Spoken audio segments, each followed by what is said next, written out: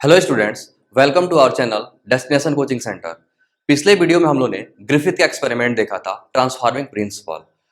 देखिए, उस एक्सपेरिमेंट में ग्रिफिथ ने ये प्रूव किया था कि जेनेटिक मटेरियल क्या है, डीएनए है। आप सब जानते हैं कि 1925 से पहले हमको किसी किसी को ये नहीं पता था कि हम लोग का जेनेटिक मटेरियल क्या है। आज तो सबको पता है कि हम लोग का जेनेटिक मटेरियल डीएनए है, लेकिन उस समय किसी को नहीं पता था।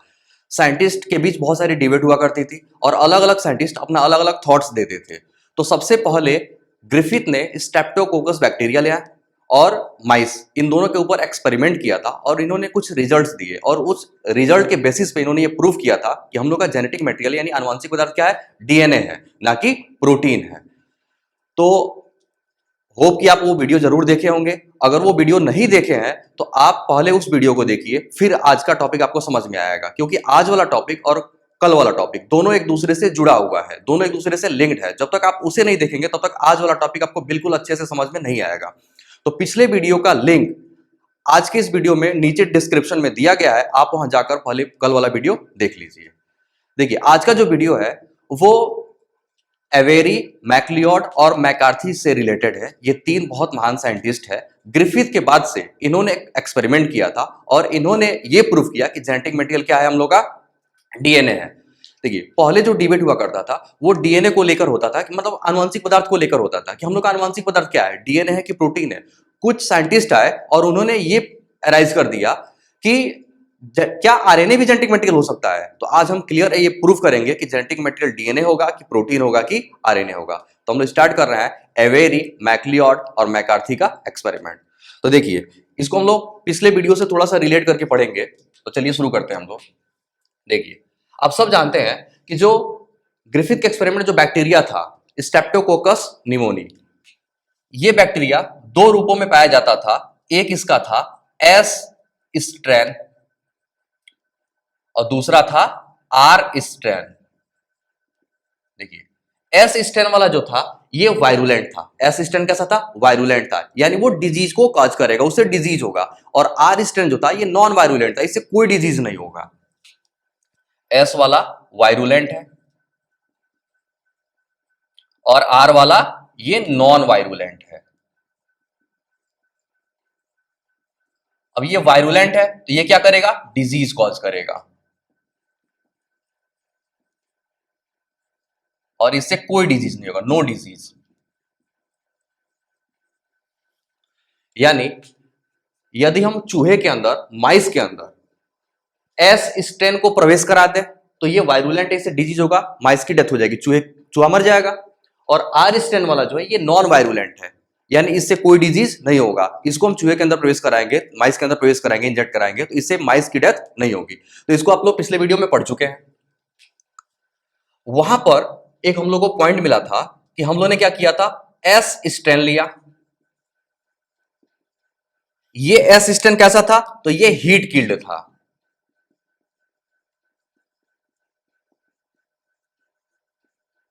अब इस हीट किल्ड एस स्ट्रेन वाले बैक्टीरिया को हमने आर स्ट्रेन के साथ ले लिया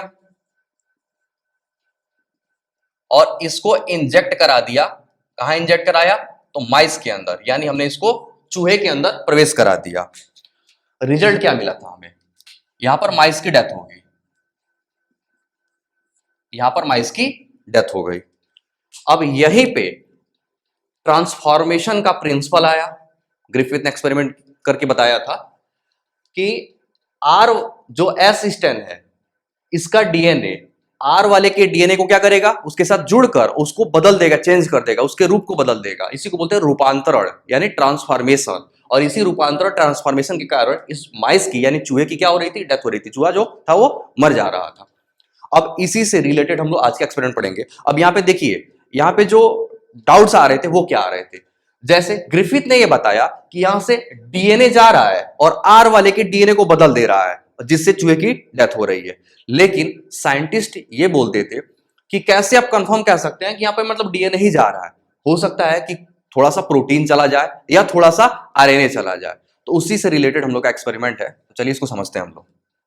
देखिए, तो इसके लिए ये तीन साइंटिस्ट है, एवेरी, मैक्लियोड और मैकार्टी। तीनों का नाम याद कर लीजिएगा, थोड़ा सा डिफिकल्ट है लेकिन आप याद कर लीजिएगा इनको, एवेरी, मैक्लियोड और मैकार्टी। इन तीनों साइंटिस्ट ने एक्सपेरिमेंट किया था। तो इन्होंने क्या किया, इन्होंने एस स्टेन लिया।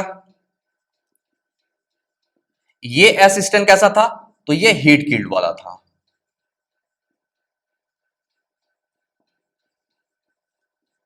एस स्टेन लिया कैसा, हीट कील्ड।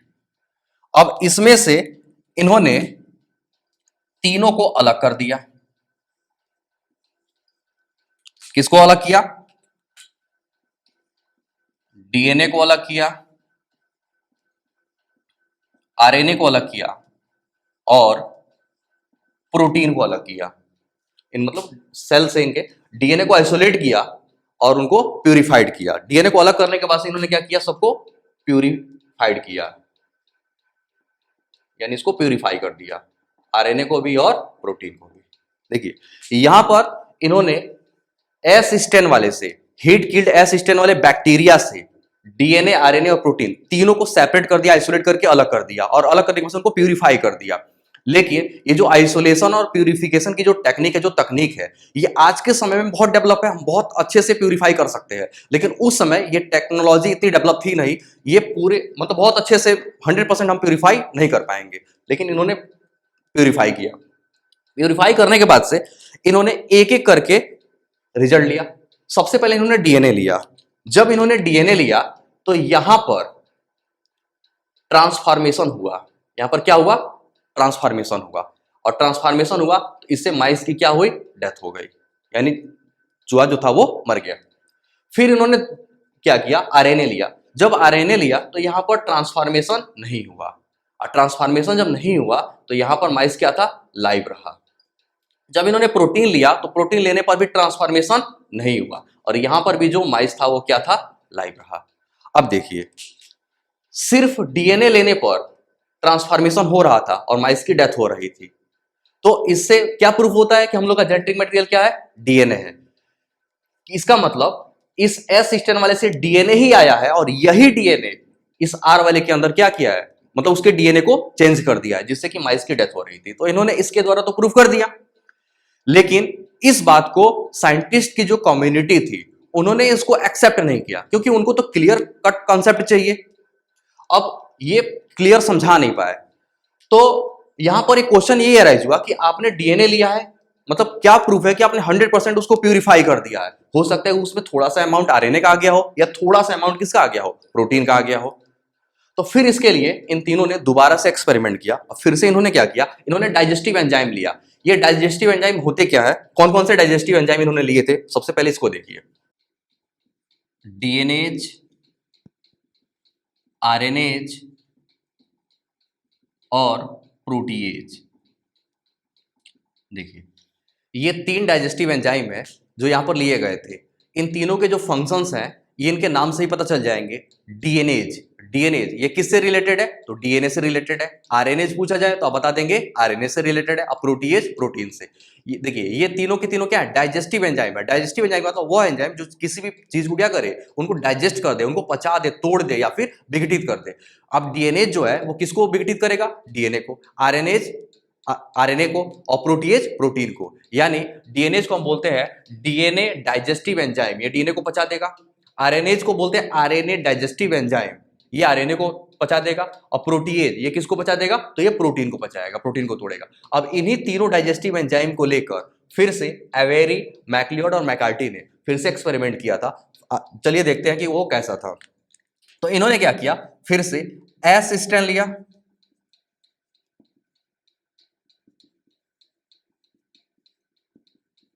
यानी हीट किल्ड एस स्ट्रैंड। इस हीट किल्ड एस स्ट्रैंड के साथ इन्होंने पहला डाइजेस्टिव एंजाइम लिया था डीएनएज।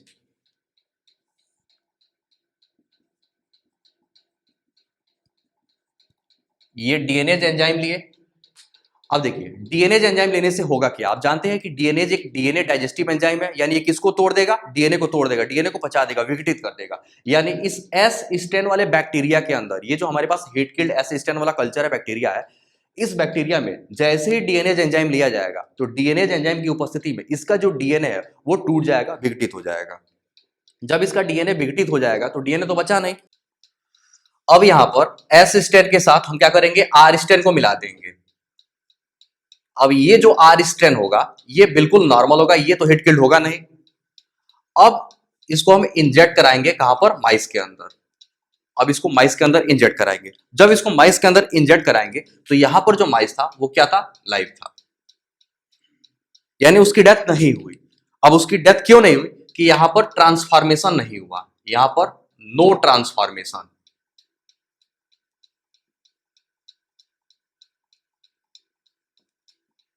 देखिए अब ट्रांसफॉर्मेशन क्यों नहीं हुई, क्योंकि हमने एंजाइम लिया डीएनएज। डीएनएज एंजाइम क्या करेगा, इस एस स्टेन वाले बैक्टीरिया में जो डीएनए था उसके डीएनए को ही विघटित कर दिया, उसके डीएनए को ही पचा दिया। अब डीएनए तो है ही नहीं, जब डीएनए है नहीं तो इसका डीएनए अब आर स्टेन वाले बैक्टीरिया के डीएनए के साथ जुड़ेगा नहीं। जब जुड़ेगा नहीं, इसके रूप को बदलेगा नहीं, ट्रांसफॉर्मेशन होगा नहीं, और इससे जो माइस था वो क्या होगा, जीवित रहेगा, यानी माइस की डेथ नहीं होगी, चूहा नहीं मरेगा। तो ये रिजल्ट मिला यहां पर, चूहा क्या था, माइस जो था वो लाइव रहा।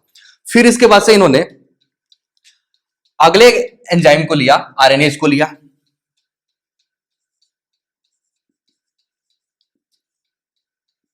एस स्टेन कैसा था, हीट किल्ड। अब इन्होंने डाइजेस्टिव एंजाइम लिया आरएनएज। अब देखिए आरएनएज एंजाइम लेने से क्या होगा, आरएनएज एंजाइम किसको डाइजेस्ट करता है, तो आरएनए को डाइजेस्ट करता है। अब यहां पर आरएनएज एंजाइम लेने से और इसमें आर स्टेन के साथ मिलाने पर, अब फिर इसको माइस के अंदर प्रवेश कराने पर, इंजेक्ट कराने पर, अब यहां पर जो माइस था उसकी डेथ हो गई। अब वो लाइव नहीं रहा, अब उसकी डेथ हो गई। अब डेथ क्यों हुई, क्योंकि यहां पर क्या हुआ, ट्रांसफॉर्मेशन।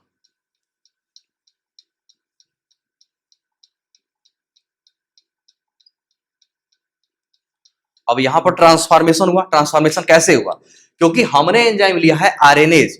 आरएनएज किसको डाइजेस्ट करेगा, आरएनए को। तो आरएनए अगर होगा तो डाइजेस्ट हो गया होगा। अब यहां पर बचा क्या है, डीएनए बचा है। अब ये डीएनए इस आर वाले के डीएनए को क्या किया, चेंज कर दिया। चेंज होने पर ये ट्रांसफॉर्मेशन हुआ, और उस ट्रांसफॉर्मेशन के वजह से यहां पर माइस की क्या हो गई, डेथ हो गई। फिर इन्होंने क्या किया, फिर से इन्होंने एसिस्टेंट लिया।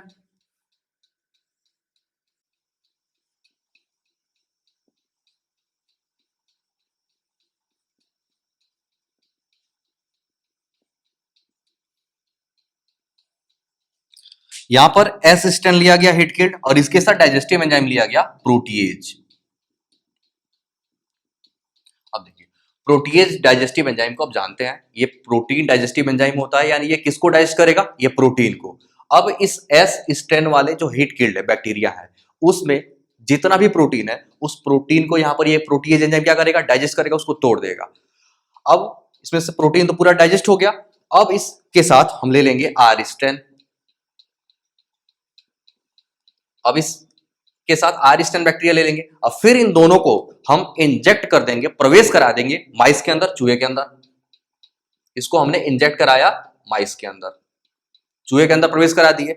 अब यहां पर क्या हुआ कि माइस की डेथ हो गई।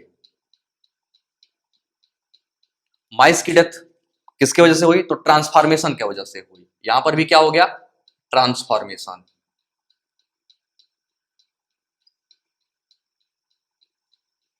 अब देखिए ये जो एस स्टेन वाला हिट किल्ड है, इसमें से हमने प्रोटीन तो डाइजेस्ट कर दिया, लेकिन बचा क्या, डीएनए बचा होगा। अब वो डीएनए आया और इस आर वाले जो बैक्टीरिया है इसके डीएनए को क्या करेगा, ये चेंज कर देगा, इसके डीएनए के रूप को बदल देगा। अब फिर से इसको ये वायरुलेंट बना देगा, क्योंकि आप जानते हैं कि आर स्टेन वाला जो होता है ये नॉन वायरुलेंट होता है, ये डिजीज को नहीं फैलाता है, इससे कोई डिजीज नहीं होता है। और एस स्टेन जो होता है ये वायरुलेंट होता है, इससे डिजीज होता है। तो यहां पर जो आर स्टेन था, इस आर स्टेन में ये नॉन वायरुलेंट वाला कैरेक्टर था, इससे कोई डिजीज नहीं होगा। लेकिन यहां पे तो प्रोटीन डाइजेस्ट हो चुका है, लेकिन डीएनए बचा है। अब इसका डीएनए इस आर वाले के डीएनए को क्या करेगा, चेंज कर देगा। अब ये फैला, आर वाले को भी क्या करेगा, वायरुलेंट बना देगा, कि मतलब ये भी अब डिजीज को फैला सकते हैं। और जब ये आर वाले वायरुलेंट हो गए तो ये माइस के अंदर, चूहे के अंदर डिजीज फैला दिए, और उसी डिजीज की वजह से इसकी क्या हुई, डेथ हो गई। और इसी प्रोसेस को हम क्या बोलते हैं, ट्रांसफॉर्मेशन। यानी कोई भी डीएनए किसी सेल के अंदर जाके और उसके डीएनए के साथ लिंक होकर, जुड़कर उसके रूप को बदल दे, इसी को हम बोलते हैं रूपांतरण, यानी ट्रांसफॉर्मेशन।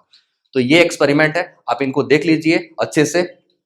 देखिए यहां पर जब हम डीएनएज ले रहे हैं तो यहां पर ट्रांसफॉर्मेशन नहीं हो रहा है, आरएनएज ले रहे हैं तो ट्रांसफॉर्मेशन हो रहा है, और प्रोटीएज ले रहे हैं तो भी ट्रांसफॉर्मेशन हो रहा है।